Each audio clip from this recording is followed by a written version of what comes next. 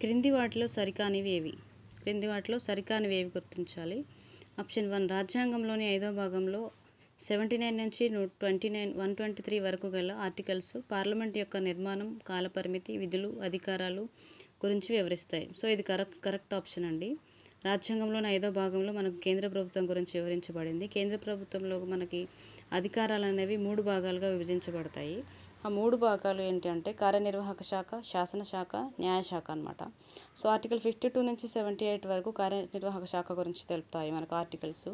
అలాగే ఆర్టికల్ 79 నుంచి 123 వరకు శాసనశాఖ గురించి వివరిస్తాయి. ఆర్టికల్ 124 నుంచి 147 వరకు న్యాయశాఖ గురించి వివరిస్తాయండి. సో పార్లమెంట్ అనేది మనకి శాసనాలు చేస్తుంది కాబట్టి ఇది శాసనశాఖ కాబట్టి 79 నుంచి 123 వరకు ఆర్టికల్స్ మనకు పార్లమెంట్ గురించి వివరిస్తాయి అన్నమాట. సో ఈ ఆప్షన్ 1 కరెక్ట్. ఆప్షన్ 2 వచ్చేసి ఆర్టికల్ 79 ప్రకారం పార్లమెంట్లో రాష్ట్రపతి, లోక్సభ, రాజ్యసభలో అంతర్భాగంగా ఉంటాయి. ఇది కూడా కరెక్ట్ ఆన్సర్ అండి. పార్లమెంట్లో రాష్ట్రపతి, లోక్సభ, రాజ్యసభలో అంతర్భాగంగా ఉంటాయి. ఇది ఆర్టికల్ 79 వివరిస్తుంది పార్లమెంట్ నిర్మాణం గురించి. రాష్ట్రపతి పార్లమెంట్లో అంతర్భాగంగా ఉంటారు కానీ పార్లమెంట్ సభ్యుడు కాదనమాట రాష్ట్రపతి. సో ఆప్షన్ 3 రాష్ట్రాలకు ప్రతినిధిగా లోక్సభ, ప్రజలకు ప్రతినిధిగా రాజ్యసభ వ్యవహరిస్తాయి. ఈ ఆప్షన్ రాంగ్ అండి. ఎందుకంటే రాష్ట్రాలకు ప్రతినిధిగా రాజ్యసభ వ్యవహరిస్తుంది, అట్లాగే ప్రజలకు ప్రతినిధిగా లోక్సభ వ్యవహరిస్తుంది. ఎందుకంటే లోక్సభ సభ్యుల్ని నేరుగా ప్రజలు ఎన్నుకుంటారు కాబట్టి లోక్సభ అనేది ప్రజలకు ప్రాతినిధ్యం వహిస్తుంది. ఈ రాజ్యసభ సభ్యులనేమో విధానసభ సభ్యులు ఎన్నుకుంటారు, ప్రజలు ఎన్నుకోరు కాబట్టి రాష్ట్రాలకు ప్రతినిధిగా రాజ్యసభ వ్యవహరిస్తుంది అనమాట. సో ఈ option wrong.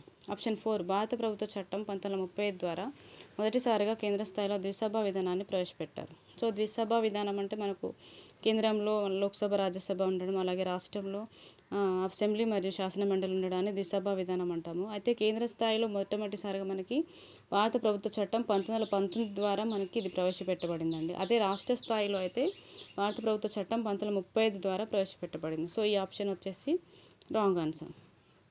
Option 1 correct, option 2 correct and option 3, option 4 are wrong. So మనకు సరికానివి ఏవి గుర్తించమన్నారు కాబట్టి ఆన్సర్ వచ్చేసి ఆప్షన్ 3 and 4, ఆప్షన్ సి.